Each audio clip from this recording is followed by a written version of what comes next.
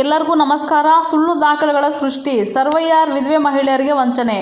ಪಾವಗಡ ತಾಲೂಕಿನ ಕಸ್ಬಾ ಹೋಬಳಿ ಕಿಲ್ಲರ್ಲಹಳ್ಳಿ survey number 91/1 ಫಲಾನುಭವಿದಾರರಿಗೆ ಮೋಸವೆಸಗಿದ ಸರ್ವಯ್ಯರಾದ Manjunath ಸುಳ್ಳು ದಾಖಲೆಗಳನ್ನು ಸೃಷ್ಟಿ ಮಾಡಿರುತ್ತಾನೆ.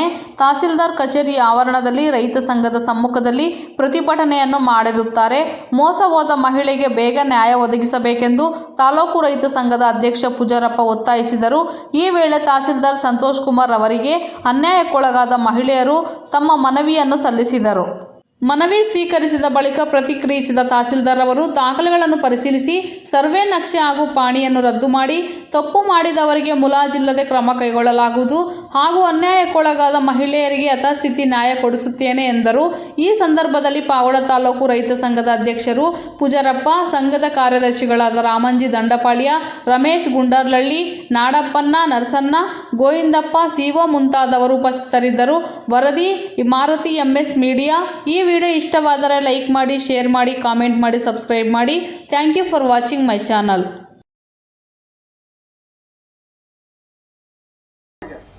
ನಿಮ್ಮ ಮೇಲಧಿಕಾರಿ ಆಗಿರ್ಬೋದು, ನಾನು ಕೇಳಲ್ಲ. ನಮ್ಮ ರೈತ ಇವತ್ತೇನೋ ಅವನು ಮಕ್ಕಳು ಮರಿ ಸಾಕೋದಕ್ಕೋಸ್ಕರ ಗೌರ್ಮೆಂಟ್ ಜಮೀನಿನಲ್ಲಿ ಅರ್ಧ ಎಕರೆ 2 ಎಕರೆ ಅಲ್ಲಿ ಪಾಪ ಮನೆ ಕೆತ್ಕೊಂಡವ್ರೆ, ಬೋರ್ ಹಾಕ್ಸ್ಕೊಂಡಿದ್ದಾರೆ. ಆ ಭೂಮಿ ಕಿತ್ಕೊಂಬಕ್ ಹೋಗ್ತಾ ಇದ್ದೀರಲ್ಲ, ಯಾವ ರಾಜಕಾರಣಿ ಮಾತು ಪಕ್ಕಿಗ ಕರ್ನಾಟಕ ರಾಜ್ಯ ರೈತ ಸಂಘ ಏನ್ ಹೇಳ್ತಾ ಇತ್ತು ಅದಕ್ಕೆ ತಲೆ ಬಾಗ್ಬೇಕು. ನೀವೆಲ್ಲ ನ್ಯಾಯಬದ್ಧವಾಗಿ ಕೇಳ್ತೀವಿ. ನಮ್ಮ ರೈತ ಸಂಘದಲ್ಲಿ ಕಾಂಗ್ರೆಸ್ ಪಕ್ಷನವರು ಇದ್ದಾರೆ, JDS ನವರು ಇದ್ದಾರೆ, BJP ಅವರು ಇದ್ದಾರೆ. ನಮ್ಮ ರೈತ ಸಂಘದಲ್ಲಿ ನ್ಯಾಯಬದ್ಧವಾಗಿ ಕೇಳ್ತಾ ಇದ್ದೀವಿ ನಾವು. ದಯವಿಟ್ಟು ನೀನು ಇವತ್ತು JCB ವಾಪಸ್ ತರಬೇಕು. ತರದ ಇದ್ರೆ ನಾವೆಲ್ಲ ರೈತ ಸಂಘದವ್ರು ಬಂದು ಅಲ್ಲೇ ನಿಮ್ಮ ಆಫೀಸ್ ಮುಂದೆ ದಾಳಿ ಮಾಡ್ತೀವಿ, ಬಾಗ್ಲಾಕ್ಸ್ಬಿಡ್ತೀವಿ. ನಿಮ್ಮ ಆಫೀಸ್ ಮುಂದೆ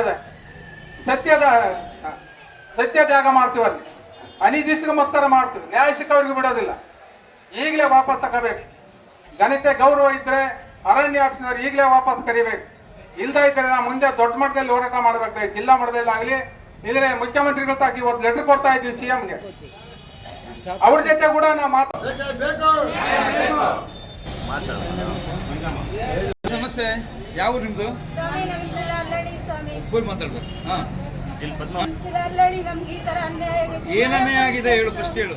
ನಮ್ ಜಮೀನಿಂದ ಮಾಡಿದಾರೆ. ಅವತ್ತಿಂದ ನಮ್ ತಾತ ಕಾಲದಿಂದ ನಾವೇ ಮಾಡ್ಕೊ ಬಂದಿದ್ದೀವಿ. ನಮ್ಮ ಅತ್ತೆ ಸಣ್ಣ ಮಕ್ಳಿಂದ ಸಾಕಿ ಬೆಳೆಸಿ ಅವತ್ತಿಂದ ಇದ್ ಮಾಡೋರು. ಇವತ್ತು ನಮ್ಗೆ ಹಿಡ್ದಂಗ್ ಮಾಡೋರು. ಸ್ವಾಮಿ ಏನಾದ್ರು ಮಾಡಿದೀವಿ, ನ್ಯಾಯ ಕೊಡಿಸ್ಲೇಬೇಕು.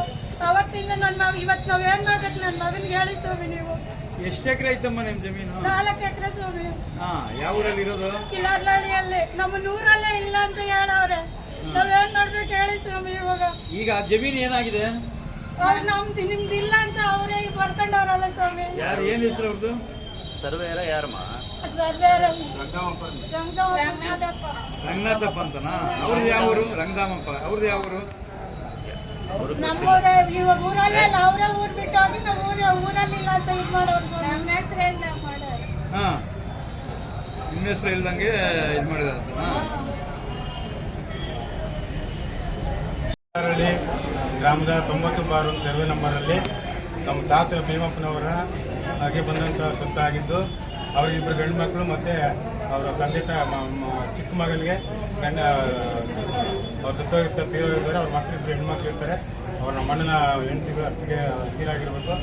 ಅವರು 70 ವರ್ಷದಿಂದ ನಮ್ಮ ತಾತ ಅನುಭವದಲ್ಲಿ 4 ಎಕರೆ ಇದ್ದೀವಿ. ಬಟ್ ಅವರು ಏಕಾಏಕಿ ನೋಟಿಸ್ ಕೊಡ್ತೀನಿ ಗ್ರಾಮದಲ್ಲಿ ವಾಸ ಇಲ್ಲ ಅಂತ ಹೇಳಿ ಬಡ ಹೆಣ್ಮಕ್ಳಿಗೆ ಮೋಸ ಮಾಡಿ ವಿಲೇಯಕ್ಕೆ ತಯಾರಿಸಿ ಶಾಮೀಲಾಗಿ ಒಂದು ಸ್ಕೀಮ್ ಮಾಡ್ಕೊಂಡ್ಬಿಟ್ಟು ಸರಳೆ ಮಾಡಿ ಅವ್ರು ಯಾವುದೋ ಒಂದು ಪಾಣಿ ಜಾಲಿಗೋಸ್ಕರ ಇಟ್ಟಿದ್ರೆ ಅದನ್ನೇ ಕೋಡಿ ಕಟ್ಟಿ, ಅದು ಇವ್ರಿಗೇನು ಗೊತ್ತಿಲ್ಲ. ಮೊನ್ನೆ ಹೋಗಿ ಕೋಡಿ ಮಾಡೋಕ್ಕೋಸ್ಕರ ಸರ್ವೆ ಆಫೀಸ್ಗೆ ಹೋದಾಗ ಕಟ್ಟಿಸ್ಕೊಳ್ಳಲಿಲ್ಲ. ಆಲ್ರೆಡಿ ಅವ್ರು ಯಾರು ಕಟ್ಟಿದ್ದಾರೆ ಅಂತ ಯಾರು ಅಂತ ಕೇಳಿದ್ರೆ ಅವ್ರು ಯಾರೋ ರಂಗದಾಮಪ್ಪ ಅಂತೇಳಿ ಅವ್ರು ಯಾರು ಊರಲ್ಲೇ ಇಲ್ಲ. ಸುಮಾರು 30-40 ವರ್ಷ ಆಗಿದೆ. ಅವ್ರಿಗೆ ಗ್ರಾಮದಲ್ಲಿ ವಾಸ ಇಲ್ಲ, ಆಧಾರ್ ಕಾರ್ಡ್ ಏನೂ ಇಲ್ಲ ಅವ್ರಿಗೆ. ಈಗಾಗಲೇ ಅನುಭವದಲ್ಲಿರ್ತಕ್ಕಂಥ ನಮ್ಮ ಚೆಕ್ಬಂದಿ ರಿಜಿಸ್ಟರ್ ಆಗಿರ್ತಕ್ಕಂಥ ಜಮೀನಲ್ಲಿ 4 ದಿಕ್ಕಿನಲ್ಲಿ ಚೆಕ್ಬಂದಿ ಹಾಕಿರೋಂಥ ಕ್ರಯ ಆಗಿರೋಂಥ ಜಮೀನಲ್ಲಿ ಬಂದು ಈಗ ನಾವು ಅನುಭವ ಇದ್ದೀವಿ ಅಂತ ನಮಗೆ ನೋಟಿಸು ಕೊಡ್ತಾರೆ. ಏನು ಅಕ್ಕಪಕ್ಕದಲ್ಲಿ ಯಾರಿಗೂ ತಿಳಿದಾನೆ ಅವರು ನಕ್ಷೆ ತಯಾರು ಮಾಡಿ ಅನ್ಯಾಯ ಮಾಡಿದರೆ ಯಾರು ಮಂಜುನಾಥ್ ಅನ್ನೋಂಥವ್ರು ಕೂಡಲೇ ಬಂಧಿಸಬೇಕು. ಮಂಜುನಾಥ್ ಸರ್ವೆ ಭೂಮಾಪಕರು, ಅವರು ಲೈಸೆನ್ಸ್ ಸರ್ವೇಯರ್ ಅವರು, ಮತ್ತು ಅವ್ರ ಟೀಮ್ ರೆಡಿ ಮಾಡಿ ಪರಿಶೀಲನೆ ಮಾಡಿದಂಗೆ ಬಾಣಿಗೆ ಫಾರಂ ನಂಬರ್ 10ವರೆಗೂ ರೆಡಿ ಮಾಡಿದ್ದಾರೆ.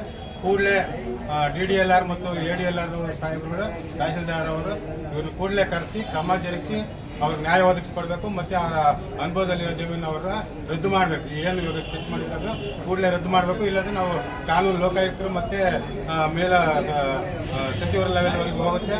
ಮುಂದೆ ಬಹಳ ಪರಿಣಾಮ ಎದುರಿಸಬೇಕಾಗುತ್ತೆ. ಇಲ್ಲ ಅಂದರೆ ಅವರು ಕಾನೂನು ಕ್ರಮ ನಾವು ಏನು ಮಾಡಬೇಕು ಅಂತ ಮಾಡಿ ರೆಡಿಯಾಗಿದ್ದೀವಿ. ಕೂಡಲೇ ಅನ್ಯಾಯ ಆಗಿರೋಂಥ ಮಹಿಳೆಯರಿಗೆ, ಬಡ ವಿಧೇಯ ಮಹಿಳೆಯರಿಗೆ, ಅವ್ರಿಗೆ ಯಾರು ತಂದೆ ತಾಯಿ ಗಂಡಂದ್ರೆ ಯಾರೂ ಇಲ್ಲ ಅಂತ ಅನಾಥರನ್ನ ಇವರು ಬಂಡವಾಳ ಮಾಡ್ಕೊಂಡು ಅವ್ರನ್ನ ದುಡ್ಡು ಅವರು ರೋಡ್ ಸೈಡಲ್ಲಿ ಇರ್ತಕ್ಕಂಥ ಜಮೀನ ಮಾರಾಟ ಮಾಡ್ಕೊಂಡು ಹೋಗೋದಕ್ಕೋಸ್ಕರ ಸ್ಕ್ಯಾಮ್ ಮಾಡಿದ್ದಾರೆ. ದಯವಿಟ್ಟು ಇದು ಕೂಡಲೇ ನಿಲ್ಲಿಸ್ಬೇಕು. ಇವತ್ತೇ ತಕ್ಷಣವೇ ನಿಲ್ಲಿಸ್ಬೇಕು. ಈಗ ಅವ್ರ ಹೆಸರು ಪಾಣಿಯಾಗಿದೆ, ಪಾಣಿ ಇದೆ ಆಲ್ರೆಡಿ. ಅವರು ಜಮೀನು ಟ್ಯಾಲಿ ಇಲ್ಲ ಅಂತ ಕೂಡಿಸಿದ್ದಾರೆ. ಅವ್ರಿಗೆ ಯಾವುದೇ MRU ಇಲ್ಲ, ಯಾವುದೇ ಚೆಕ್ ಬಂದಿನೂ ಇಲ್ಲ. ಎಲ್ಲ ಇದೆಲ್ಲ ಆಗಿ ಎಷ್ಟು ದಿನ ಆಗಿದೆ ಅಂತ ಈಗ ಮೊನ್ನೆ 3ನೇ ತಾರೀಕು ಚೆಕ್ ಮಾಡಕ್ಕೆ ಹೋದ್ವಿ. 13ನೇ ತಾರೀಕು ಆಲ್ರೆಡಿ ಕಟ್ಟಿಯವರು ಅಂದ್ರು. ಯಾರು ಕಟ್ಟಿರ್ಬೇಕು ನಮ್ಮ ಜಮೀನಿಗೆ, ಯಾರು ಕಟ್ಟಿರ್ಬೋದು ಅಂತೇಳಿ ನಾವು ವಿಚಾರಿಸಿದಾಗ ಸರ್ವೆ ಸೂತ್ರ ವಿಚಾರಿಸಿದಾಗ ಅವ್ರು ಮಾಹಿತಿ ಕೊಟ್ಟರು. ಈ ಥರ ಮಾಡಿದಾರಪ್ಪ, ಇಲ್ಲಿವರೆಗೂ ಮೋಸ ಮಾಡಿದರೆ ಜಮೀನೇ ಇಲ್ಲ ಅಲ್ಲಿ, ಅವರೇ ಎಲ್ಲ ಮಾಡ್ಕೊಂಡಿದ್ದಾರೆ ಅಂತ ಹೇಳಿ ಮಾಹಿತಿ ತಿಳಿಸಿದ್ದಾರೆ. ದಯವಿಟ್ಟು ನಾವು ರಿಕ್ವೆಸ್ಟ್ ಮನವಿಯನ್ನು ಮಾಡ್ತೀವಿ ತಹಸೀಲ್ದಾರ್ ಸಾಹೇಬರಿಗೆ ಮತ್ತು ADLR ಸಾಹೇಬರಿಗೆ ಮತ್ತು ADLR ಸಮೇತ ಜಿಲ್ಲಾಧಿಕಾರಿ ಮುಖಾಂತರ ನಾವು ಮನವಿ ಮಾಡ್ತೀವಿ. ಅದನ್ನ ಬಿಟ್ಟು ಹೋಗ್ತಾ ಇದ್ದೀರಿ, ಅದನ್ನ ತಕ್ಷಣ ಇವತ್ತು ನಮ್ಮ ರೈತರ ಮೇಲೆ ದಾಳಿ ಮಾಡಬಾರ್ದು ಅಂತ ಹೇಳ್ತಾ, ಮತ್ತೆ ನಮ್ಮ ಪಾವಗಡ ತಾಲೂಕಿನಲ್ಲಿ ಬಹಳ ಜನ ಇಮೆ ಕಟ್ಟಿದ್ದಾರೆ. ಇವತ್ತು ಕಾಟಾಚಾರ್ 2,000 ಹಾಕಿದ್ದಾರೆ, ಒಬ್ಬರಿಗೆ 8,000 ಹಾಕ್ಯವ್ರು, ಒಬ್ರಿಗೆ 15,000. ಏನ್ ಮನ್ಸ ಇತ್ತು, ಅದು ಯಾರು ಸೆಕ್ರೆಟರಿ ಮಾಡ್ತಾರೋ, ಅದು ಯಾರು ಮಾಡ್ತಾರೋ ನಮ್ಗೆ ಅರ್ಥ ಆಗಲ್ಲ. ರೆವಿನ್ಯೂ ಸೆಕ್ರೆಟರಿ ಸರ್ವೆ ಮಾಡೋದ್ರಾಗೆ ಉಳ್ಳಿಗಿಲ್ಲ ಅಂತಾರೆ, ಅಲ್ಲಿಂದ ರಾಗಿಗಿಲ್ಲ ಅಂತಾರೆ, ಹೂವಿನ ಗಿಡಕ್ಕಿಲ್ಲ ಅಂತಾರೆ, ಟಮಾಟೆ ಗಿಡಕ್ಕೆ. ಏನ್ರಿ ನೀವು ಯಾರ್ರಿ ನಿಮ್ಗೆ ಕಳ್ಸಿದ್ದು GPS ಮಾಡ್ರಿ ಅಂತ? ರೈತ ಕಡಿಮೆ ಇಕ್ಕೊಂಡು 2 ಎಕರೆ 3 ಎಕರೆ ಬೆಳೆ ಇಕ್ಕಿರೋನ್ನ GPS ಮಾಡಿ ಅವ್ರಿಗೆ ಪ್ರತಿಯೊಬ್ಬ ರೈತರಿಗೆ ತಲುಪಂತ ಕೆಲಸ ಮಾಡ್ರಿ ಅಂದ್ರೆ ಒಬ್ರಿಗೆ ಕೊಡ್ತೀವಿ, ಒಬ್ರಿಗೆ ಬಿಡ್ತೀವಿ. ಕೆಲವರಿಗೆ ಫಸಲೇ ಇಕ್ಕಿಲ್ಲ, ಅವ್ರದ್ದು GPS ಮಾಡಿ ದುಡ್ಡು ಹಾಕಿವ್. ಏನ್ರಿ ನೀವು ಮಾಡ್ತಾ ಇದ್ದಾರೆ ಸೆಕ್ರೆಟರಿಗಳು? ಖಂಡಿತ ಇದನ್ನ ನಾವು ಸಾಮಾನ್ಯದ ಬಿಡಲ್ಲ. ಕರ್ನಾಟಕ ರಾಜ್ಯ ರೈತರಿಂದ ಹೇಳ್ತಾ ಇದ್ದೀನಿ, ಪ್ರತಿಯೊಬ್ಬ ರೈತನಿಗೂ ತಲುಪಬೇಕು. ಯಾವನೇ ಆಗಿರ್ಲಿ, ಬೀಳ ಆಗಿರ್ಲಿ, ಯಾವುದೇ ಆಗಿರ್ಲಿ, ಆ ರೈತನಿಗೆ ತಲುಪಬೇಕದು. ಅವನು 5 ಎಕರೆ ಒಳಗಡೆ ಅಂತ ಸಣ್ಣ ಹಿಡುವಳಿದಾರ ಅಂತ ಮಾಡಿರ್ತಾನಲ್ಲ, ಅವನಿಗೆ ತಲುಪಬೇಕಿಲ್ವ? ಅವನಿಗೆ ಮಕ್ಕಳು ಮರಿ ಹೆಂಗ್ ಸಾಕ್ಬೇಕು ಅವನು? ಅದನ್ನ ಹೇಳ್ತಾ, ಇನ್ನ ಮುಂದೆ ಯಾವುದೇ ಇದಕ್ಕೆ ಬಡಗಾಲ ದುಡ್ಡು ಕೊಡಬೇಕು. ಮತ್ತೆ ಬೆಳೆ ಇನ್ಶೂರೆನ್ಸ್ ಕಟ್ಟಿರೋದು ಇವತ್ತು ಚಳ್ಳಕೆರೆ ತಾಲೂಕಿನಲ್ಲಿ ಎಲ್ಲ 8,000, 15,000, 12,000, 13,000 ಹಾಕಿದ್ದಾರೆ. ಏನ್ ಈ ತಾಲೂಕಿನಲ್ಲಿ ಅಂತ ಪಾವಗಡ ತಾಲೂಕಿನ ಸಂತೋಷ ಆಗೈತೆ. ಇವತ್ತರೆಗೂ ಈ ಪಾವಗಡ ತಾಲೂಕಿನಲ್ಲಿ ಇಮೆ ಕಟ್ಟಿರೋ ದುಡ್ಡು ಬಂದಿಲ್ಲ. ಇನ್ಶೂರೆನ್ಸ್ ಕಂಪನಿಯವರು ಏನ್ ಮಾಡ್ತಾ ಇದ್ದಾರೆ? ತಕ್ಷಣ ಇನ್ಶೂರೆನ್ಸ್ ಕಂಪನಿಯವರ ರೈತರಿಗೆ ಪರಿಹಾರ ಕೊಡ್ಬೇಕು. ಮತ್ತೆ ಇದೆ ಸುಮಾರು 53 ವರ್ಷ ಆಗೈತಂತೆ. ಅವರು ರಿಜೆಕ್ಟ್ ಖಾತೆ ಪಾಣಿ ಆಗಿದ್ದಾವೆ ಕಿಲಾಲದಲ್ಲಿ. ಇದು ನೋಡ ಪಾಪ ಹೆಣ್ಣು ಮಕ್ಳು. ಅದ್ ಯಾವ ಸೆಕ್ರೆಟರಿ RI ಅವ್ನು ಯಾರೋ ಮಂಜುನಾಥ್ ಅಂತ, ಅವ್ನು ಯಾರೋ ಕರೀನಪ್ಪ, ಅವ್ನು ಇಲ್ಲ ಅಲ್ಲಿ ಮಾತಾಡ್ಬೇಕು. ಅವ್ನು ನಿಮ್ ಅಪ್ಪಾಗಿರ್ಲ ನಾವು ಬಿಡೋದಿಲ್ಲ, ನಾವು ನ್ಯಾಯಬದ್ಧವಾಗಿ ಹೋರಾಟ ಮಾಡ್ತೀವಿ. ಯಾರಿಗೆ ಕೇಳೋದು ಇವ್ರನ್ನ? ಇಂಥ ಬಡವರನ್ನ ಅನ್ಯಾಯ ಮಾಡೋ ಅಂತ ಹೇಳ್ತಾರೆ. ನೀನು ಸರ್ವೆ ಮಾಡಿ ಅದ್ರ ನೋಟಿಸ್ ಜಾರಿ ಮಾಡ್ದಂಗ್ ಮಾಡಿ ಕರೀನಪ್ಪ, ಸರ್ವೆ ಕರೀರಿ, ಇಲ್ಲಿ ಅವ್ರು ಬರ್ಬೇಕವ್ರು. ಇಲ್ಲಿ ತಾಲೂಕು ದಂಡಾಧಿಕಾರಿ ಜೊತೆ ನಿಂತ್ಕೋಬೇಕು. ಏನ್ ಬಡವರಿಗೆ ನ್ಯಾಯ ಇಲ್ವೇ? ಈ ಸೆಕ್ರೆಟರಿ ಯಾರು ದುಡ್ಡು ಕೊಟ್ಟಾರ ಕಡೆ ಖಾತೆ ಮಾಡಾಕೋದು. ಈ ಪಾವಗಡದಲ್ಲಿ ಬಹಳಷ್ಟು ಇದಾಗಿರ್ತಾವ. ಇವನ್ನೆಲ್ಲ ಭದ್ರ ಮಾಡ್ಬೇಕು. ಅವ್ರು ಯಾರು ಸರ್ವೆ ಅವ್ರು ಬರ್ಬೇಕು. ಇಲ್ಲಿ ಕೆಚ್ ಮಾಡಿರೋರು, ಅವ್ರಿಗೆ ಯಾರ್ಯಾರಿಗೆ ನೋಟಿಸ್ ಕಳ್ಸಿದ್ದೀವಿ ಅವ್ರನ್ನ ಕರೀರಿ, ಇಲ್ಲಿ ಮಾತಾಡ್ತೀನಿ. ಪಾಪ ಬಡವರು ಅವ್ನ ಯಾರ ಖಾತೆ ಪಾಣಿಯಲ್ಲಿ ಯಾರ ಚಿಕ್ಕಬಳ್ಳಾಪುರದವ್ರಂತೆ. ಅವರು ಅವ್ರ 50-60 ವರ್ಷ ಆಗೈತೆ ಊರ್ ಬಿಟ್ಟು ಹೋಗಿ. ಇವ್ರನ್ನ ಊರಾಗಿಲ್ಲ ಅಂತ ಹೇಳವ್ರೆ, ಅವ್ರನ್ನ ಊರಾಗಿದ್ದಾರೆ ಅಂತ ಹೇಳ. ನೋಡಿ ಪ್ರಪಂಚದ ಮೇಲೆ ಎಂತ ನಡೀತಾ ಇತ್ತು ಅನ್ಯಾಯಗಳು. ಗಂಟೆ ಗೌರವ ಬೇಡ ಅವ್ರಿಗೆ ಅಲ್ಲ, ಅವ್ರಿಗೆ ಗೌರವ ಮಾನ ಮರ್ಯಾದೆ ಇಲ್ಲ ಅವ್ರಿಗೆ. ಅವ್ರು ಯಾರ RIಗಳು ಸೆಕ್ರೆಟರಿ ಎಲ್ಲ ನೋಡಿ ಸಿಕ್ಕಾಕ್ಬಿಡ್ರಿ ಹೇಳ್ತೇನೆ, ಹೋಗ್ಲಿಲ್ಲ. ಗೌರವ ಬೆಲೆ ತೂಕ ಬೇಡ. ಅವ್ರು ಯಾರೋ ಸರ್ವೆ ನೀವು ಬರ್ಬೇಕು. ನೀವು ದಯವಿಟ್ಟು ನಾವು ಹೇಳ್ತಾ ಇದ್ದೀವಿ, ನಾವು ಪ್ರಗತಿ ರಾಜ್ಯ ರೈತ ಸಂಘ ಘನತೆಯಿಂದ ಗೌರವದಿಂದ ನಾವು ನಿಮ್ಮನ್ನು ಮಾತನಾಡಿಸ್ತೀವಿ. ನೀವು ಸರಿವರೆಗೆ ಆಫೀಸ್ನಲ್ಲಿ ಯಾರಿದ್ದಾರೆ ನೀವು ದಯವಿಟ್ಟು ಇಲ್ಲಿ ಬರ್ಬೇಕು, ನಿಂತ್ಕೋಬೇಕಿಲ್ಲಿ ಬರ್ಬೇಕು ದಯವಿಟ್ಟು. ಬರೆಯೋದೇನಲ್ಲ ಆ ಬಡವ ಎಲ್ಲಿ ತಂದು ಕೊಟ್ಟ ದುಡ್ಡು ಅವ್ನ ಮಕ್ಕಳು ಮರೆಯೋದೇ ಸಾಕೋದೇ ಕಷ್ಟ ಆಗೈತೆ. ಅಂತ ಟೈಮ್ನಲ್ಲಿ ಇವ್ರು ದುಡ್ಡಿಲ್ಲ, ಅವ್ರು ಯಾರೋ ಒಂದು 10,000 ದುಡ್ಡು ಕೊಟ್ಟು ಅವ್ರಿಗೆ ಹೆಚ್ಚಿಗೆ ಬರೆದು ಬಿಡೋದು. ಏನನ್ನ ವಿಭಾಗ ಇದ್ರೆ ಅದನ್ನ ಹೆಂಗಿರ್ತಾರೆ ಜಂಟಿ ಅಂದ್ಬಿಡಲಿ ಅಂತ ಜಂಟಿ ಇಕ್ಕೋದು. ಅವ್ರವ್ರು ನಮ್ಮಂಗೆಲ್ಲ ಇಕ್ಕೋದು. ಇಂಥವು ಈ ಸೆಕ್ರೆಟರಿ ತಾಲೂಕ್ನಾಗಿರೋದು ತಕ್ಷಣ ಈ ತಾಲೂಕ್ನಾಗ ಸೆಕ್ರೆಟರಿ ಎಲ್ಲ ವಜೆ ಆಗಿ ಹೋಗಿದೆ. ನಮ್ಗೇನು ಇವರಿಂದ ಏನು ಅವಶ್ಯಕತೆ ಇಲ್ಲ. ನಮ್ಗೆ ಬೇರೆ ತಾಲೂಕ್ ನೋಡಿ ಇಲ್ಲಿ ಸೆಕ್ರೆಟರಿ ಕೊಡ್ಲಿ. ಹೆಣ್ಮಗಳು ಒಂದೆರಡು ಮಾತಾಡ್ಬೇಕು, ನೀಟ ಮಾತಾಡ್ಬೇಕಮ್ಮ. ಸರ್ಕಾರ ನೋಡ್ತಾ ಇದ್ದೆ ರೆವಿನ್ಯೂ ಆಫೀಸ್ನವರು ಸೆಕ್ರೆಟರಿ ಮಾಡಿದ್ರೆ ನ್ಯಾಯ ಕೊಡ್ಬೇಕಂತ ಕೇಳು. ಅಂತ ಇಂತ ಮಾತನಾಡಬಾರ್ದು. ಯಾಕಂದ್ರೆ ಪತ್ರಿಕೆ ಮಾಧ್ಯಮದ ಸರ್ಕಾರಕ್ಕೆ ಸ್ವಾಮಿ ಅಲ್ಲ ಸ್ವಾಮಿ, ನನ್ಗೆ ಅನ್ಯಾಯ ಆಗೈತೆ ಸ್ವಾಮಿ, ನನ್ಗೆ ನ್ಯಾಯ ಕೊಡಿಸ್ಬೇಕು ಸ್ವಾಮಿ. ನನ್ನ ಮಗ್ಳು ಏನಂತ ನಾವು ಇದ್ ಮಾಡ್ಬೇಕು ಸ್ವಾಮಿ. ನಾವು ಕೂಲಿ ಮಾಡಕ್ಕೆ ಅಂತ ಬೇರೆ ಊರಿಗೆ ಬಂದಿದ್ರೆ ನಮ್ಮ ಅತ್ತೆ ಇದ್ಕೊಂಡೆ ನಮ್ಗೆ ಈ ಊರಲ್ಲಿ ಇಲ್ಲ ಅಂತ ಇದ್ ಮಾಡೋರಲ್ಲ. ನನ್ನ ಮಗನ್ಗೆ ಏನಂತ ಇದ್ ಮಾಡ್ಲಿ ಸ್ವಾಮಿ, ನಮ್ಗೆ ನ್ಯಾಯ ಕೊಡಿಸ್ಲೇಬೇಕು ಸ್ವಾಮಿ.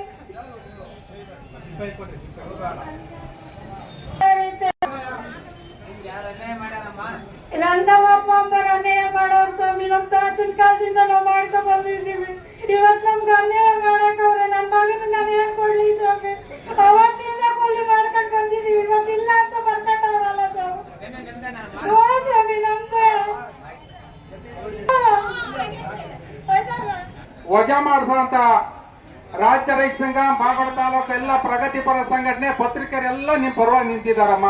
ನೀನ್ ಧೈರ್ಯವಾಗಿರು, ನೀನ್ ಧೈರ್ಯವಾಗಿರು. ಅವ್ರು ಯಾರ ಸಂಬಂಧಪಟ್ಟ ಬಂದ್ರಪ್ಪ ಅವ್ರು ದಯವಿಟ್ಟು ಬರ್ಬೇಕು. ಬೇಕೇ ಬೇಕು, ಬೇಕೇ ಬೇಕು.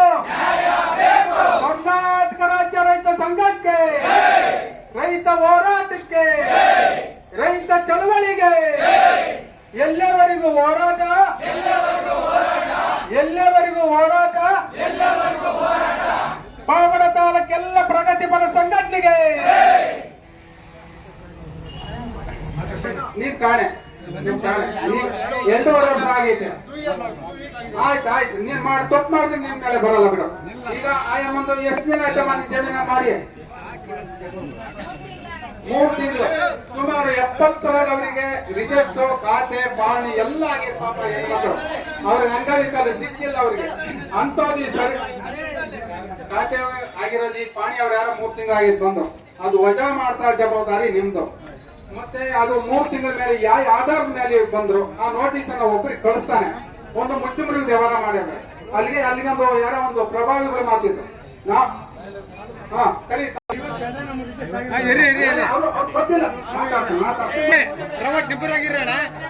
ನೀವ್ ಎದುರ್ಬಾರ್ದು, ಯಾಕಂದ್ರೆ ಬಡವರಿಗೆ ನ್ಯಾಯ ಕೊಡ್ಬೇಕಲ್ಲಪ್ಪ. ಮತ್ತೆ ಕಂಡ ಕಿತ್ಕೊಂಡ್ ಬಂದ್ರೆ ರೈತ ಪರ ಸಂಘಟನೆ ಕಿಲಾರಳ್ಳಿ ಗ್ರಾಮಸ್ಥರು ಒಬ್ಬ ತುಂಬಾ ಸಾಯನ ಅಲ್ಲಿಂದ ತಂದು ತಿನ್ಬೋದು ನಮ್ಗೆ ಬೇಡ ಅಂತ ಹೇಳಿದ್ದು. ನಾನು ಅಷ್ಟೇ ನೀಟಾಗಿ ನಾನು ಕೆಲಸ ಮಾಡ್ತೀನಿ. ಇವತ್ತು ಚಾಲೆಂಜ್ ಮಾಡಿ ಹೇಳ್ತೀನಿ. ಇವತ್ತು ದೇವ್ರು ನಮ್ಗೆ ಚೆನ್ನಾಗಿ ಕೊಟ್ಟವನ್ನ ನಾವು ಚೆನ್ನಾಗಿದ್ದೀರಿ. 4 ವರ್ಷ ಲಾಸ್ಟ್ ಆಗಿದ್ದರು. ನಾನು ನಿಮ್ಗೆಲ್ಲ ಗೊತ್ತಾಯ್ತು. ನನಗೆ ನಾನೇ ಸಾಕ್ಷಿ. ಅದ್ ಯಾರು ಏನ್ ಮಾಡ್ಕೊಟ್ಟವ್ರು ಅದೇ ನಂಬರ್ ಬರ್ಲಿ. ನಾವತ್ತಿಂದ ಸುಮ್ಮನೆ ಬಿಡೋದಿಲ್ಲ. ಇಂಥವ್ರು ಇನ್ನ ಈ ಅಮಾಯಕರಿಗೆ ಎಷ್ಟೇನ ಮೋಸ ಮಾಡ್ಬೋದು. ಅವ್ರು ಸರ್ಕಾರಿ ಉಪ್ಪು ತಿನ್ಕೊಂಡು ಇಂತ ಕಚಡ ಕೆಲಸ ಮಾಡಕ್ ಇರ್ಬೇಕವ್ರು. ದೇವ್ರ ಕೆಲಸ ಇದು, ಸರ್ಕಾರಿ ಕೆಲಸ, ದೇವ್ರ ಕೆಲಸ. ಬೆಳಗ್ಗೆಯಿಂದ ಸಾಯಂಕಾಲ ಹೋಗಿ ಪುಸ್ತಕ ಬಂದ್ರೆ 10 ರೂಪಾಯಿ ಕೂಲ ಕೊಡಕ್ಕೆ ಅಯ್ಯೋ ಅಂತಾರೆ. ನೆಲ್ಲ ಕುತ್ಕೊಂಡು ಸಂಬಳ ತಗೊಂಡು ತಿಂದು ಇಂತ ಕೆಟ್ಟ ಕೆಲಸ ಮಾಡಕ್ ಬರ್ತಾರೆ. ಅಲ್ಕ ನನ್ನ ಮಕ್ಕಳು ನಾವು ಸರ್ಕಾರಿ ಸಂಬಳ ತಿಂದು ಬರ್ತಿರೋರು ನಾವು ನ್ಯಾಯವಾಗಿ ಬದುಕಬೇಕು. ಮುಂದೆ ನಮ್ಮ ಮಕ್ಕಳಿಗೂ ನಮ್ಗೆ ಒಳ್ಳೇದಾಗಲ್ಲ, ಸತ್ವಾಗ್ಲೂ ಇದಾಗಲ್ಲ. ನಾನು ಆತ್ಮ ಸಾಕ್ಷಿಯಾಗಿ ಹೇಳ್ತೀನಿ. ತಕೊಂಡು ನಾವು ತಿಂದು ಹೆಂಡತಿ ಮಕ್ಕಳು ನಾವು ನೆಮ್ಮದಿ ಜೀವನ ಮಾಡ್ತಿರಲ್ಲ. ಆ ಕೂಲಿ ಮಾಡೋರು ಅಂಗಡಿ ಬದುಕ್ತಾರೆ. ಅವ್ರನ್ನ ಮೋಸ ಮಾಡಕ್ ನೀವೇ ಬೇಕಾಗಿತ್ತೇನ್ರಿ? ಯಾರು ಅವನು ಮಂಜುನಾಥ? ರಾಮನ ಬೋಳಿ ಮಗನು ಅವನ್ಯಾವನು? ಯಾರು ಸರ್ವೇನು? ಮಂಜಪ್ಪ, ನೀನು ಸರ್ಕಾರಿ ಕೆಲಸಗಿರೋನೇನ? ಸರ್ಕಾರಿ ಸಂಬಳ ತಗೊಂಬಲ್ಲ ನೀನು? ಇಂಥ ಕೆಲಸ ಮಾಡಕ್ ನೀನ್ ಸರ್ಕಾರಿ ಕೆಲ್ಸಕ್ಕೆ ಬಂದೇನೋ? ಸರ್ವನಾಶವಾಗಿ ಹೋಗ್ಬಿಡ್ತೀಯ ನೀನು, ಸರ್ವನಾಶವಾಗಿ ಹೋಗ್ತೇನೆ. ಸರ್ಕಾರಿ ಕೆಲಸ ಸತ್ವಾಗ್ಲಿ ಇದು ಒಳ್ಳೇದಲ್ಲಪ್ಪ. ಫಸ್ಟ್ ನೀನು ಕೆಲಸ ಕೊಟ್ಟು ಹೊರಟೋಗ್ಬಿಡು, ಮನ್ಮಗು ನ್ಯಾಯವಾಗಿ ಬದುಕಬೇಕು ಕಲ್ತ್ಕೊ. ಇಂಥ ಮುಟ್ಟಾದ ಕೆಲಸ ಮಾಡಬೇಡ. ಅವರು ಗಂಡ ವಾಟರ್ ಮ್ಯಾನ್ ಆಗಿ ನೀರು ಬಿಡ್ತಿದ್ದ ಕಿಲ್ಲರ್ ಗಂಡೆಗೆ. ಅವರು ಹೆಂಡತಿ ಮಕ್ಳು ಏನೋ ಅಯ್ಯಪ್ಪ ಕಾಲಾತ್ರ ಸತ್ತೋಗ್ಬಿಟ್ಟ. ಅವ್ರು ಏನೋ ಜೀವನಾರಿಯಕ್ಕೆ ಏನೋ ಬೇರೆ ಊರಿಗೆ ಹೋಗವ್ರೆ. ಅದನ್ನ ನೋಡ್ಕೊಂಡು ನೀನ್ ಬೇರೆಯವ್ರು ಮಾಡ್ಕೊಂಡು ದುಡ್ಡು ತಿನ್ಬೇಕು ನೀನ್ ಮಾಡಿದ್ದೇನೆ. ನೀನ್ ಸರ್ಕಾರಿ ನೌಕರನೇನೆ ನೀನು?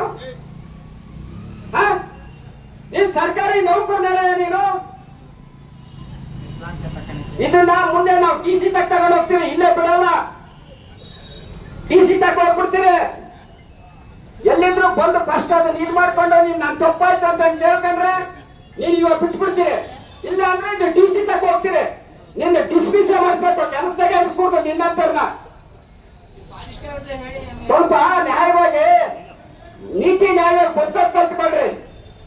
ಇಂಥ ಕೆಟ್ಟ ಕೆಲಸ ಮಾಡಿ ಒಂದೆರಡು ಆತ್ಮೀಯ ಒಡನಾಡಿಗಳೇ, ತಾಲೂಕಿನ ವಿವಿಧ ಪ್ರಗತಿಪರ ಸಂಘಟನೆಗಳ ಮುಖಂಡರುಗಳೇ,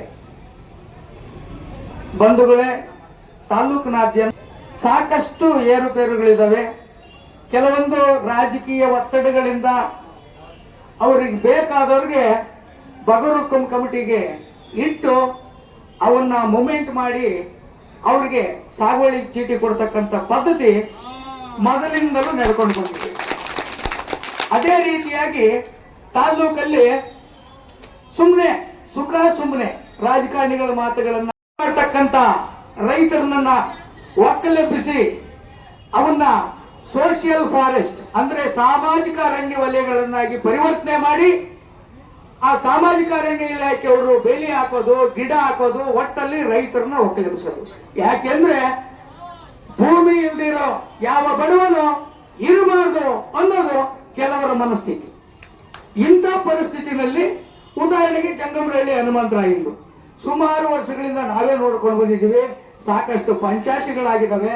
ಅಧಿಕಾರಿಗಳು ಹೋಗಿ ಸ್ಪಾಟ್ ವಿಸಿಟ್ ಮಾಡಿ ಬಂದಿದ್ದಾರೆ, ರಿಪೋರ್ಟ್ಗಳು ಹಾಕಿದ್ದಾರೆ. ಆದ್ರೆ ಸುಮ್ಮನೆ ಆತನಿಗೆ ತೊಂದರೆ ಕೊಟ್ಕೊಂಡು ಅದರಲ್ಲಿ ಅನಾವಶ್ಯಕವಾಗಿ ಹೋಗಿ ಯಾರೋ ಮಾತು ಕೇಳ್ಕೊಂಡು ಗಿಡ ಹಾಕೋದು.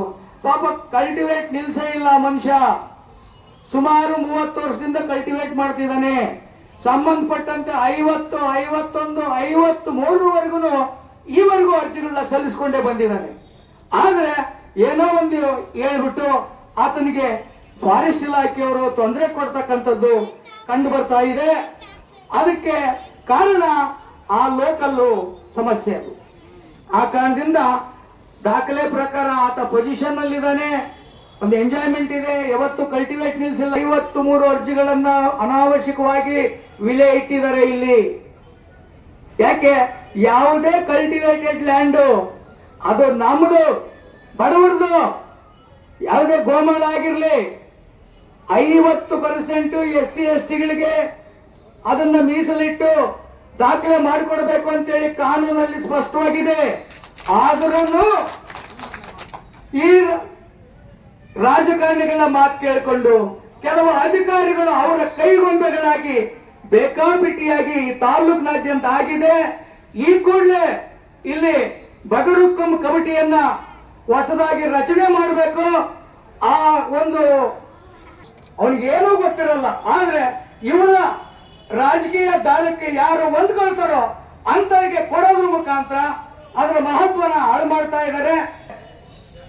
9/1ರಲ್ಲಿ ಸುಮಾರು 70-71 ವರ್ಷಗಳಿಂದ ಅನುಭವದಲ್ಲಿರ್ತಕ್ಕಂಥ ಪದ್ಮಾವತಿ ಹಾಗೂ ಮಂಜಮ್ಮ ಅನ್ನೋರ ಜಮೀನನ್ನ, ಅಂದ್ರೆ ಈ ಜಮೀನು ಇವರಿಗೆ ಇವರ ತಾತನಿಂದ ಬಳುವಳಿಯಾಗಿ ಬಂದಿರತಕ್ಕಂಥದ್ದು.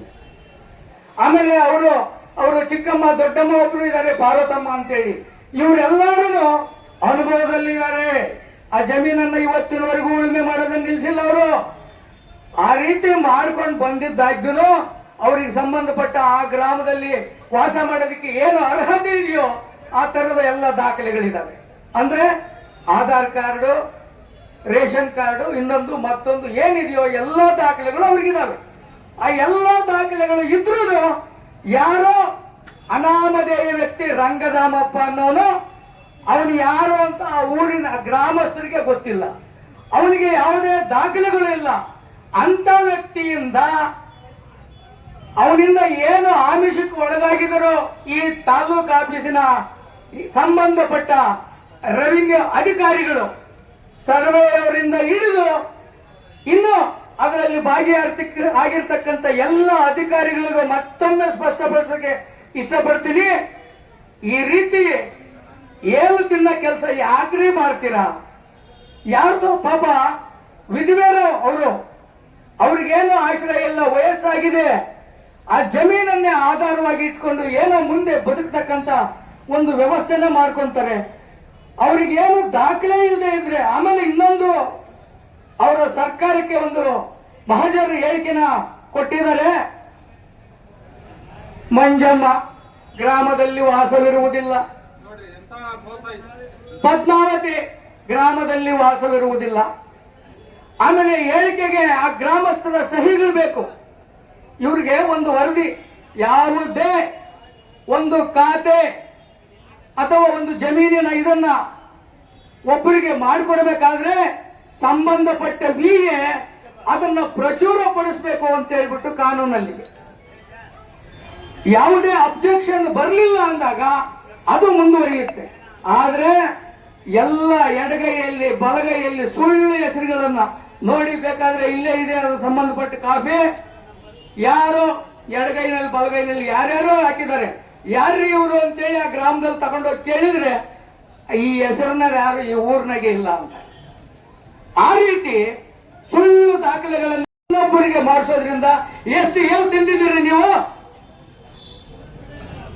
ಇನ್ನು ಏನ್ ಮಾಡ್ಬೇಕು ಅಂತಿದ್ದೀರಿ? ಬಡವರಿಗೆ ಇದೇ ರೀತಿಯನ್ನೇ ಆದ್ರೆ ದಯಮಾಡಿ ಮತ್ತೊಂದ್ಸರಿ ಹೇಳೋದಕ್ಕೆ ಇಷ್ಟಪಡ್ತೇನೆ.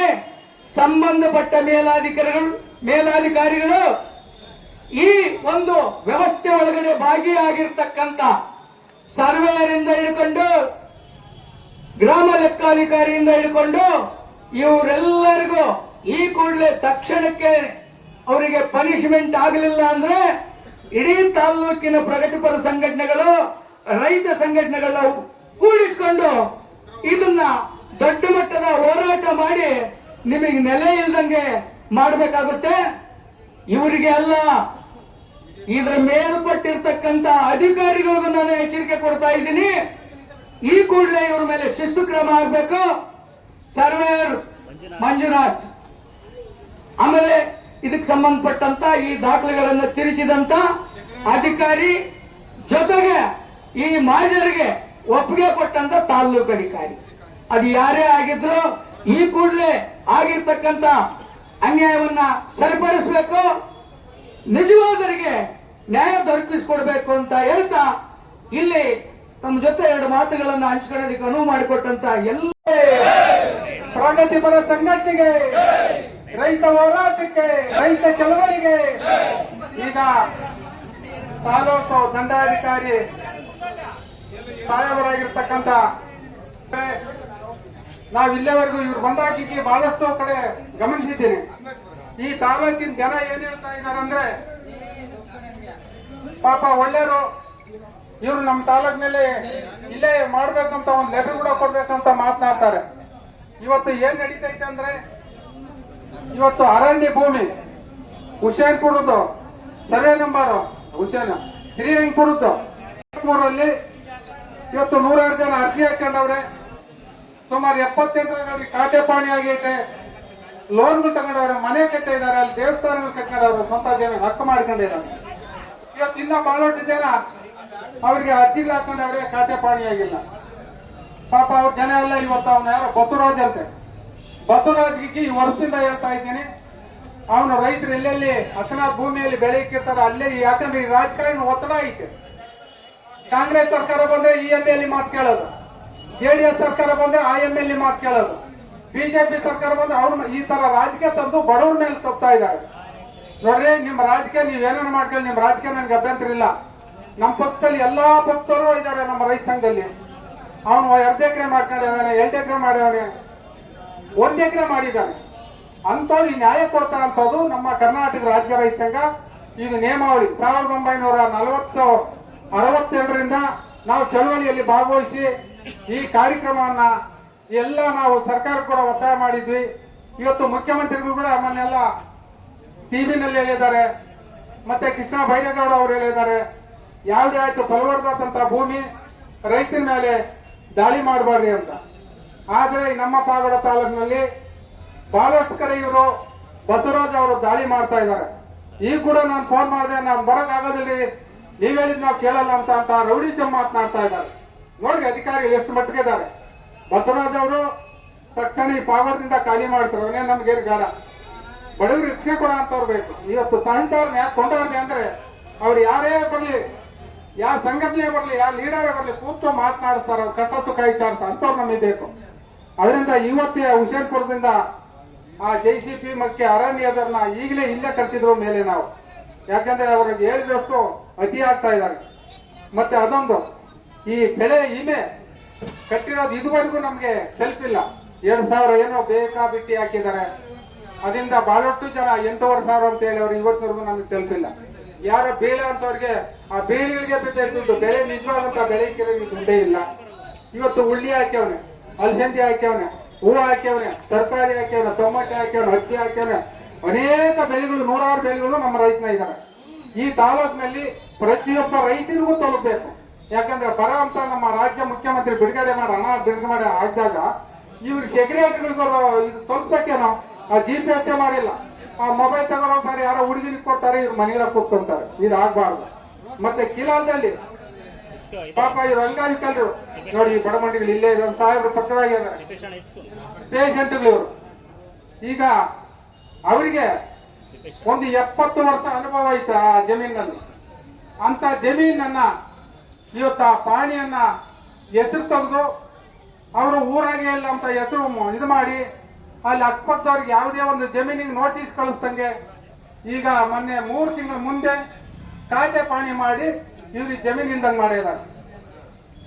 ರಿಜೆಕ್ಟ್ ಆಗಿ ಅವರಿಗೆ ಎಲ್ಲ ಖಾತೆ ಪಾಣಿ ಎಲ್ಲ ಆದ್ರೂ ಕೂಡ ನಮ್ಮೂರಾಗೆ ಇಲ್ಲ ಅಂತ ಸ್ಟೇಟ್ಮೆಂಟ್ ಕೊಟ್ಟಿದ್ದಾರೆ. ನೋಡಿ ಎಷ್ಟು ಭ್ರಷ್ಟಾಚಾರ ನಡೀತೈತೆ.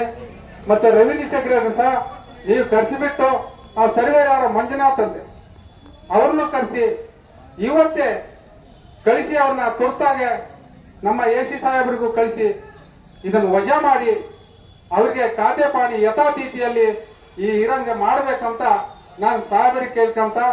ಮತ್ತೆ ಇದ್ರ ಬಗ್ಗೆ ನಮ್ಮ CIT ತಿಪ್ಪೇಸ್ವಾಮಿ ಅವರು ಬಹಳಷ್ಟು ವಿಚಾರಗಳು ಹೇಳ್ತಾರೆ, ಅದು ಒಂದ್ ಸ್ವಲ್ಪ ಅವರಲ್ಲಿ ಮಾತನಾಡ.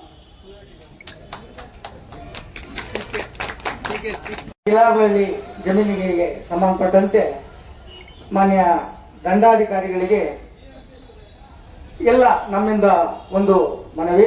ಇತ್ತೀಚಿನ ಆಗಿರ್ತಕ್ಕಂಥ ಒಂದು ಬೆಳವಣಿಗೆ, ಪಾವಗಡ ಅರಸೀಕೆರೆ ಮುಖ್ಯ ರಸ್ತೆಗೆ ಹೊಂದ್ಕೊಂಡಂತೆ ಸುಮಾರು 4 ಎಕರೆ ಬೆಲೆ ಬಾಳತಕ್ಕಂಥ ಉತ್ತಮವಾದಂಥ ಒಂದು ಜಮೀನನ್ನ ಯಾರೋ ರಂಗಧಾಮ ಅನ್ನೋರ ಹೆಸರಿಗೆ, ಆ ರಂಗಧಾಮ ಅನ್ನೋರು ಆ ಊರಲ್ಲಿ ಕೇಳಿದ್ರೆ ಆ ಹೆಸರಿನವ್ರು ಯಾರು ಇಲ್ಲಿ ಇಲ್ಲ ಅಂತ ಹೇಳ್ತಾರೆ. ಅಂಥವ್ರ ಹೆಸರಿಗೆ 70-71 ವರ್ಷಗಳಿಂದ ಅನುಭವದಲ್ಲಿದ್ದು, ಅದು ಅವ್ರ ಅನುಭವ ಹೆಂಗ್ ಬಂತು? ಅವರ ಪಿತ್ರಾರ್ಜಿತ ಆಸ್ತಿ, ಅವರ ತಾತನಿಂದ ಇವ್ರಿಗೆ ಬಂದಿರತಕ್ಕಂಥ ಆಸ್ತಿ.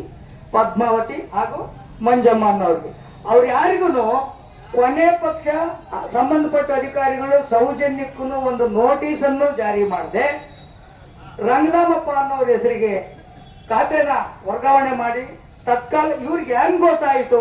ತತ್ಕಾಲಲ್ಲಿ ಇಲ್ಲಿ ಅರ್ಜಿ ಸಲ್ಲಿಸಕ್ ಬಂದಾಗ ಇವ್ರಿಗೆ ವಿಷಯ ಗೊತ್ತಾಗಿರೋದು, ಅವ್ರು ಯಾರಿಗೂ ಏನು ಹೇಳಿಲ್ಲ. ಕೊನೆ ಪಕ್ಷ ಅವರ ಪಿತ್ರಾರ್ಜಿತ ಆಸ್ತಿಯನ್ನ ಬದಲಾವಣೆ ಮಾಡಬೇಕಾದ್ರೆ ಅವ್ರಿಗೊಂದು ನೋಟಿಸ್ ಅನ್ನ ಕೊಡಬೇಕು ಅಂತಕ್ಕಂಥ ಒಂದು ಸೌಜನ್ಯನೂ ಇದೆ. ಅದ್ರ ಜೊತೆಗೆ ಇನ್ನೊಂದು ಏನ್ ಮಾಡಿದ್ದಾರೆ ಅಂದ್ರೆ, ಆ ಮಂಜಮ್ಮ ಅನ್ನೋರಾಗಿರ್ಲಿ, ಪದ್ಮಾವತಿ ಅನ್ನೋರು ಯಾರು ಈ ಗ್ರಾಮದಲ್ಲೇ ಇಲ್ಲ ಅಂತ ಹೇಳ್ಬಿಟ್ಟು ಒಂದು ಮಹಜರು ಹೇಳಿಕೆನಲ್ಲಿ ಎಲ್ಲ ಎಡಗೈನಲ್ಲಿ ಬಲಗೈನಲ್ಲಿ ಅವರೇ ಯಾರು ರಂಗರಾಮಪ್ಪ ಮತ್ತು ಅವರ ಕುಟುಂಬದವರೇ ಸೈನ್ ಹಾಕೊಂಡು ಇದು ಮಾಡಿದ್ದಾರೆ. ದಯಮಾಡಿ ಅದನ್ನ ಸರ್ವೆ ಸ್ಕೆಚ್ ಮಾಡಿದಂತ ಅಧಿಕಾರಿ, ಅದರ ಜೊತೆಗೆ ಇದೆಲ್ಲಕ್ಕೂ ಪೂರಕವಾಗಿ ದಾಖಲಾತಿಗಳನ್ನ ಒದಗಿಸಿಕೊಟ್ಟಂತ ಗ್ರಾಮ ಲೆಕ್ಕಾಧಿಕಾರಿ ಇವ್ರ ಮೇಲೆ ಶಿಸ್ತು ಕ್ರಮ ತಗೋಬೇಕು ಅಂತ ಅವರಲ್ಲಿ ನಾವು ಮತ್ತೊಮ್ಮೆ ಈ ದಾಖಲೆಗಳನ್ನು ಪರಿಶೀಲಿಸಿ ಅವರ ಮೇಲೆ ಕ್ರಮ ಜರುಗಿಸಬೇಕು ಅಂತ ಅವರಲ್ಲಿ ನಾವು ವಿನಮ್ರವಾಗಿ ಮನವಿ ಮಾಡ್ತಾ ಇದ್ದೀವಿ. ಅದೇ ರೀತಿಯಾಗಿ ಬಗರುಕುಂಗೆ ಸಂಬಂಧಪಟ್ಟಂತೆ ಈಗ ಆಲ್ರೆಡಿ ಬಹುಶಃ ಸಾಹೇಬರು ಏನು ಅರ್ಜಿಗಳು ವಿಲೆ ಇದಾವೆ ಅನ್ನೋದನ್ನ ಗಮನಿಸಿರ್ತಾರೆ ಅಂತ ಹೇಳ್ಬಿಟ್ಟು ನಾನಾದ್ರೂ ಭಾವಿಸ್ತಾ, ಬಹುಶಃ ಇಲ್ಲಿ ವಿಲೆ ಇಟ್ಟಿರ್ತಕ್ಕಂಥ ಸಾಕಷ್ಟು ಅರ್ಜಿಗಳು ಸುಮಾರು 30-35 ವರ್ಷಗಳಿಂದ ಜಮೀನನ್ನ ಕಲ್ಟಿವೇಟ್ ಮಾಡ್ಕೊಂಡ್ ಬಂದಿದ್ರು 50 ಅರ್ಜಿ ಸಲ್ಲಿಸಿದ್ದಾರೆ, 51 ಅರ್ಜಿ ಸಲ್ಲಿಸಿದ್ದಾರೆ, ಈಗಿನ 53ವರೆಗೂ ಅವರು ಅರ್ಜಿ ಸಲ್ಲಿಸ್ಕೊಂಡು ಬಂದಿದ್ದಾರೆ. ಆದ್ರೆ ಅವರಿಗೆ ಕಮಿಟಿಗಿಟ್ಟು ಮಂಜೂರಾತಿ ಮಾಡಿ ಮಂಜೂರು ಪತ್ರವನ್ನು ಕೊಡೋದ್ರಲ್ಲಿ ಏನು ಇಲ್ಲಿ ಕೆಲವು ಪಟ್ಟಭದ್ರ ಹಿತಾಸಕ್ತಿಯಿಂದ ಅವರ ಮಾತುಗಳನ್ನ ಕೇಳಿಕೊಂಡು ಸಂಬಂಧಪಟ್ಟ ಅಧಿಕಾರಿಗಳು ರೈತರನ್ನ ಒಕ್ಕಲೆಬ್ಬಿಸಿ ಒಂದೇ ಒಂದು ಮಾಡಿದರೆ ಏನು ಮಾಡಿದರೆ ಆ ಆ ಗೋಮಾಳಗಳನ್ನ ಏನ್ ಮಾಡಿದರೆ ಅದರಲ್ಲಿ ಕಲ್ಟಿವೇಟ್ ಮಾಡ್ತಕ್ಕಂಥ ರೈತರನ್ನ ಒಕ್ಕಲೆಬ್ಬಿಸೋದ್ರ ಜೊತೆಗೆ ಇಲ್ಲಿ ಒಂದೇ ಅಡ್ಡ ಗೀಟ್ ಹೊಡೆದ್ಬಿಟ್ಟು ವಿಲೆ ಇಡಲಾಗಿದೆ. ಈ ಜಮೀನನ್ನು ಸಾಮಾಜಿಕ ಅರಣ್ಯ ವಲಯಕ್ಕೆ ವರ್ಗಾಯಿಸಲಾಗಿದೆ. ಈ ರೀತಿ ಮಾಡಿಬಿಟ್ಟು ಈ ತಾಲೂಕಲ್ಲಿ ಸಾಕಷ್ಟು ಬಡವರಿಗೆ ಏನು ಲ್ಯಾಂಡ್ಲೆಸ್ ಫಾರ್ಮರ್ಸ್ ಇದ್ದಾರೆ, ಏನೋ ಅಟ್ಲೀಸ್ಟ್ ಸತ್ತಲ್ಲಿ ತಗೊಂಡೋಗಲ್ಲಿ ಊಡಕ್ಕಾದ್ರೂ ಒಂದು ಸಾಕಷ್ಟು ನಿಮ್ಮ ದಾಖಲೆಗಳಲ್ಲಿದೆ. ಇಡೀ ತಾಲೂಕಿಗೆ ನಾವು ಏನು ಸ್ಮಶಾನ ಕೊಟ್ಟಿದ್ದೀವಿ ಅಂತ ಹೇಳಿ ಬನ್ನಿ ಸ್ವಾಮಿ, ನಿಮ್ಮ ದಾಖಲೆಗಳಲ್ಲಿದೆ ಅಷ್ಟೇ. ಅದೇ ಊರಿಗೆ ಹೋಗಿ ಏನಪ್ಪಾ ನಿಮ್ಮೂರಿಗೆ ಸ್ಮಶಾನ ಐತೆ ಅಂದ್ರೆ ಎಲ್ಲ ಐತೆ ಸ್ವಾಮಿ, ಸ್ಮಶಾನ ಇಲ್ಲ. ಮತ್ತೆ ಎಲ್ಲಿ ನೋಡ್ತೀರಿ? ಇರಾಂತವ್ರು ಉಣ್ತಾರೆ, ಇಲ್ಲದೆ ಎಲ್ಲ ರಸ್ತೆ ಬದಿನಲ್ಲಿ ಉಣ್ತೀವಿ. ಅವ್ರು ಯಾರೋ ಜಮೀನ್ ಪಕ್ಕ ಎಷ್ಟೋ ತಡೆದಿರೋ ಘಟನೆಗಳಿದಾವೆ. ನಾವು ಶವನೂ ತಗೊಬಂದು ಇಲ್ಲಿಟ್ಟು ಕಾರ್ಯಕ್ರಮಗಳನ್ನ ಮಾಡಿರ್ತಕ್ಕಂಥದ್ದು ಈ ಹಿಂದೆ ನಡೆದೋಗಿದೆ. ದಯಮಾಡಿ ನಿಮ್ಮ ದಾಖಲೆಗಳಲ್ಲಿ ಉಳಿಸ್ತೆ. ಏನ್ ಮಾಡ್ತಾರೆ ಕಂದಾಯ ಅಧಿಕಾರಿಗಳು, ಏನ್ ಮಾಡ್ತಾರೆ? ಕಳಿಸಿ ಅವ್ರನ್ನ ಗ್ರಾಮಗಳಿಗೆ ಹೋಗ್ಲಿ, ಎಲ್ಲಿ ಇದೆ ಅಲ್ಲಿ ಹುಡುಕ್ಲಿ. ಅಟ್ಲೀಸ್ಟ್ ಒಂದ್ ಸ್ವಲ್ಪ ದೂರ ಆದ್ರೂ ಪರವಾಗಿಲ್ಲ. ಪ್ರತಿ ಗ್ರಾಮಕ್ಕೂ ಸ್ಮಶಾನ ಮಂಜೂರು ಮಾಡ್ತಕ್ಕಂತ ಒಂದು ಕೆಲಸ ಈ ತಾಲೂಕಲ್ಲಿ ಆಗ್ಬೇಕಾಗಿದೆ. 30-32 ಇದಾವೆ ಅಷ್ಟೇ. ಇನ್ನು ಉಳಿಕೆ ಆದವೆಲ್ಲನ ಸರಿ ನಿಮ್ಮ ದಾಖಲೆನಲ್ಲಿದ್ದಾವೆ. ಖಂಡಿತ ಇದನ್ನ ಇನ್ನೊಂದ್ಸಾರಿ ಪರಾಮರ್ಶೆ ಮಾಡಬೇಕು. ಸಾಮಾನ್ಯ ಜನಕ್ಕೆ ಮನವಿ ಮಾಡ್ತಾ ಇದ್ದೀವಿ. ಈಗ ತಹಸೀಲ್ದಾರ್ ಅವರಿಗೆ ಮನವಿಯನ್ನು ಕೊಡ್ತಾರೆ.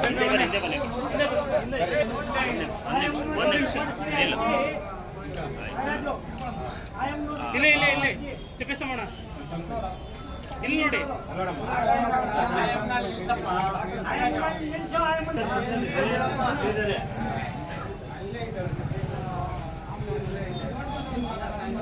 ಈಗ ನೀವು ಯಾವ್ದು ಯಾವುದೋ ಒಂದು ಹೇಳಿ ಯಾವ ಊರಿದ್ದು ಕಿಲಾರಳ್ಳಿ ಸರ್, ಕೂತಿರ್ತೀನಿ. ಒಂದು ಇಂಡಿವಿಜುವಲ್ ಕೇಸಸ್ ಕೇಳಿದ್ರೆ ಅವ್ವ ಆಫೀಸಿಗೆ ಬಾ, ನಾನೇ ಇರ್ತೀನಿ, ಅಟೆಂಡ್ ಮಾಡ್ತೀನಿ ಅನ್ನೋದನ್ನ, ಓಕೆನಾ? ಸೊ ಇವರು ಈ ಪಬ್ಲಿಕ್ ಇಂಟ್ರೆಸ್ಟ್ ಅಲ್ಲಿ ಸಮಸ್ಯೆಗಳನ್ನ ಮಾಡಿ ಕೊಡ್ತಾರೆ. ಸೊ ಇಂಡಿವಿಜುವಲ್ ಕೇಸಸ್ಗಳಿಗೆ ಈಗ ಒಂದೊಂದಾಗಿ ಮಾಡ್ತಾ ಹೋದ್ರೆ ಮುಗಿಯಲ್ಲ ಅದು, ಆಯ್ತಾ? ಅಲ್ಲಿ ನಾನು ಕೂತಿರ್ತೀನಿ, ಅಲ್ಲಿಗೆ ಬಂದು ನಾನು ಅಟೆಂಡ್ ಮಾಡ್ತೀನಿ, ಆಯ್ತಾ? ಅದಾದ್ಮೇಲೆ ಇನ್ನ ನಿಮ್ದು ಬಗರುಕುಂದ್ ಹೇಳ್ತಾ ಇದ್ರಿ, ಬಗರುಕುಂಬ್ಗಳಿಗೆ ನೀತಿ ಸಂಹಿತೆ ಇದೆ. ಸೊ ಅವುಗಳನ್ನು ಮುಗಿದ ಮೇಲೆ ಒಂದೊಂದೇ ಅರ್ಜಿಗಳನ್ನ ನಾವು ವಿಲೇವಾರಿಯನ್ನ ಮಾಡಲಾಗ್ತದೆ. ಅದಾದ್ಮೇಲೆ ನೀವ್ ಹೇಳ್ದಂಗೆ ಸ್ಮಶಾನಗಳು ಎಲ್ಲಾ ಗ್ರಾಮಗಳಲ್ಲಿಯೂ ಕೂಡ ಸ್ಮಶಾನವನ್ನ ಈಗಾಗಲೇ ಕಾಯ್ದಿರಿಸಲಾಗಿದೆ. ಅವುಗಳು ಒತ್ತುವರಿಯಾಗಿದ್ದಲ್ಲಿ ಮುಲಾಜಿಲ್ಲದಲ್ಲೇ ಅವರುಗಳಿಗೆ ನಾವು ಪಂಚಾಯತಿಗಳ ಕಡೆದ JCB-ನ ಹೊಡಿಸಿ ತೆರವನ್ನ ಮಾಡ್ತೀವಿ, ಆಯ್ತಾ? ಅದಾದ್ಮೇಲೆ ಇನ್ನ ನಿಮ್ದು ಯಾವುದು ಅರಣ್ಯ ಕೇಳಿ ಇಲ್ಲ ಒಂದು ನಿಮಿಷ. ಇಲ್ಲಿ ನೀವು ಆಗ್ಲಿ ಇನ್ನೊಂದು ಹೇಳ್ತೀರಿ ಗೋಮಾಳ ಅಂತೇಳಿ. ನಮೂನೆ 57ಕ್ಕೆ ಸಂಬಂಧಪಟ್ಟಂತೆ ಗೋಮಾಳವನ್ನ ಮಂಜೂರಾತಿ ಮಾಡೋದಕ್ಕೆ ಅವಕಾಶಗಳಿಲ್ಲ, ಆಯ್ತಾ? ಸೊ ಹಾಗಾಗಿ ಗೋಮಾಳವನ್ನ ಮಂಜೂರಾತಿಯನ್ನ ಮಾಡೋದಿಲ್ಲ. ಹಾಗಾಗಿ ಅದನ್ನ ಬಿಟ್ಕೊಡ್ಬೇಕಾಗತ್ತೆ ಅದನ್ನ, ಓಕೆ? ಅದಾದ್ಮೇಲೆ ಇನ್ನ ಅರಣ್ಯ ಅಂತ ಹೇಳಿದ್ರೆ ಹಿಂದೆ ಏನಾಗಿರ್ತದೆ, ಅವರಿಗೆ ನೋಟಿಫಿಕೇಶನ್ ಆಗಿರ್ತದೆ. ಆ ನೋಟಿಫಿಕೇಶನ್ ಆಗಿರೋದು MR ಆಗಿರೋದಿಲ್ಲ.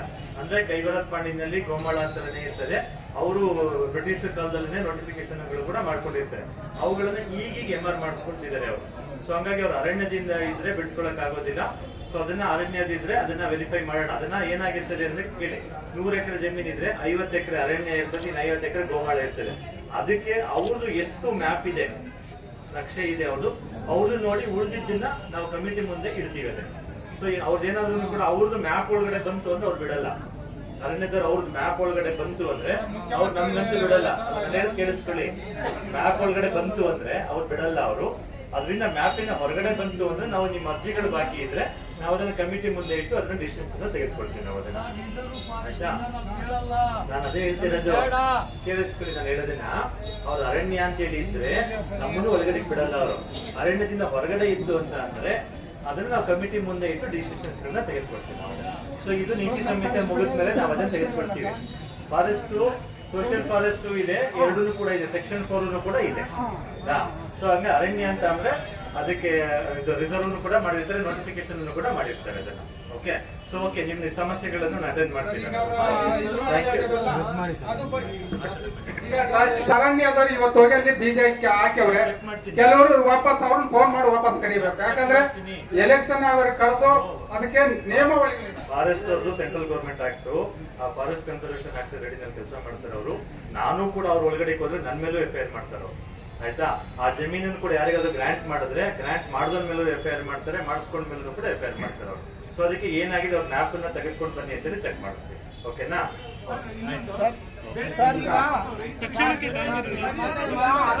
ಏನಿಲ್ಲ ಅವರು ಈಗ ಕೋಡ್ ಐತೆ, ಇಂಥ ಟೈಮ್ ನಲ್ಲಿ ಅಕ್ರಮವಾಗಿ ಅವ್ರು ನಿಜವಾಗಿ ಐತೋ ಏನಾಗೈತೋ ಈ ಕೋಡ್ ಮುಗಿಯವರೆಗೂ ಅವ್ನು ನಿಲ್ಲಿಸ್ಬೇಕು ಅಂತ ಹೇಳಿ ಸರ್ ನೀವು.